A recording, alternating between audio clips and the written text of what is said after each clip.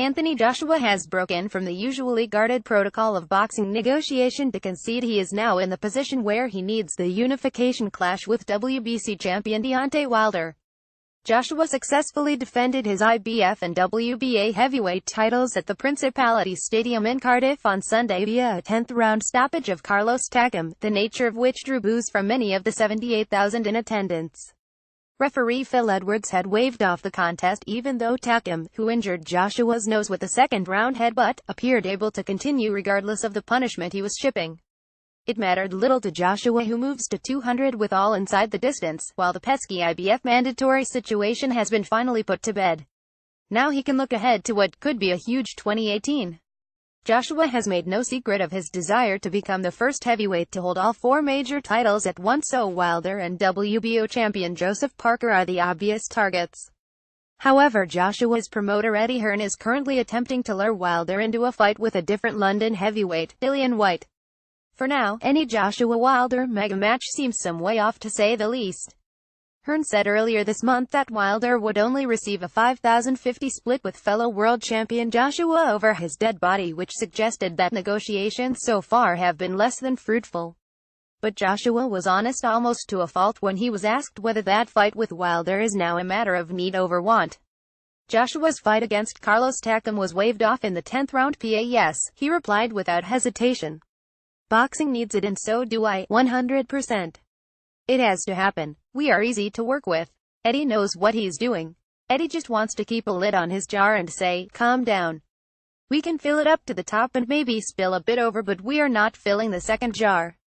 Hearn's argument is that Joshua not only holds 2 belts to Wilder's 1, but that the London 2012 Olympic medalist is in a different league when it comes to profile.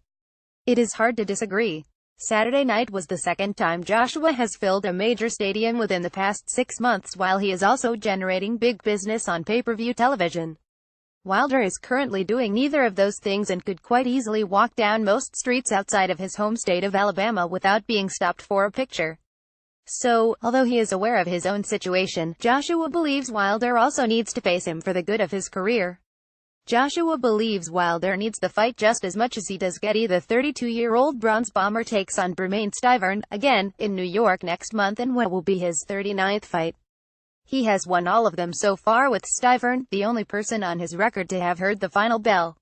Wilder has had a lot of fights, Joshua argued. It was interesting because coming to this fight, I was quite relaxed and I was thinking, imagine I had 40-odd fights and it is the same routine, having to fight the same fighters you've fought because you've had so many fights. I was quite relaxed because of the experience I gained in my 19th fight means I know how to approach my next 20 fights.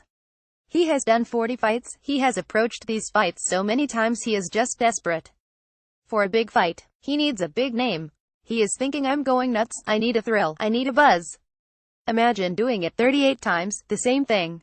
Eddie Hearn is lining Dillian Whyte up for a fight with Wilder. Getty Wilder, meanwhile, has responded to the calls to face Joshua, although it's difficult to deduce exactly what he meant with his cryptic, contradictory statement in the wake of Saturday's Cardiff show.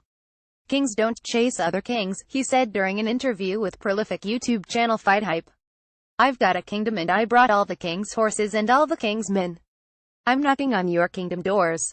I declare war. I am declaring war on Anthony Joshua, but I will not chase. For now, though, Joshua will treat himself to a fortnight's break before considering what lies ahead in 2018. Joshua will fly to Dubai and take 2 weeks off to let his body recover. Getty Joshua says his nose is only swollen, not broken, so he will be ready and able to box in the spring. But, after a 2-fight year which has boosted both his bank balance and celebrity status almost beyond comprehension, the time is right to recharge his batteries momentarily. I will have 2 weeks off, he said. I'm going to Dubai, but I'll train there. If I box in March I could have 4 or 5 weeks off, but that's not good. I just think I have to have a little bit of time to let the body recover because it takes time. Internally you get a bit bruised up, so you need to let the body rest for a few weeks. I just think it's about being professional now. It's a relief to get this one out of the way. The whole show is a relief. There was a lot going on, a lot of changes. Everyone was focusing on 2018 and I'm just like, yes, I've got to win this fight. Everyone's saying how 2018 will be great and I've got this geezer in front of me right now that could shatter dreams. There is a lot of expectation on me. I need time. Everything is about timing. I'm not an Iona hit wonder. People remember Floyd Mayweather for his last 5 or 6 fights. That's what people remember him for. He waited. You need time at the top. With time you cement your legacy. At the minute people are starting to see who this heavyweight is, then you start cementing your name and legacy. That's when you become big in the game. It's when even when you're not boxing, you're still big in the game and a superstar. Mayweather is still a superstar even though he stopped boxing because his name is cemented. More about Anthony Joshua Deontay Wilder Premier League reuse content.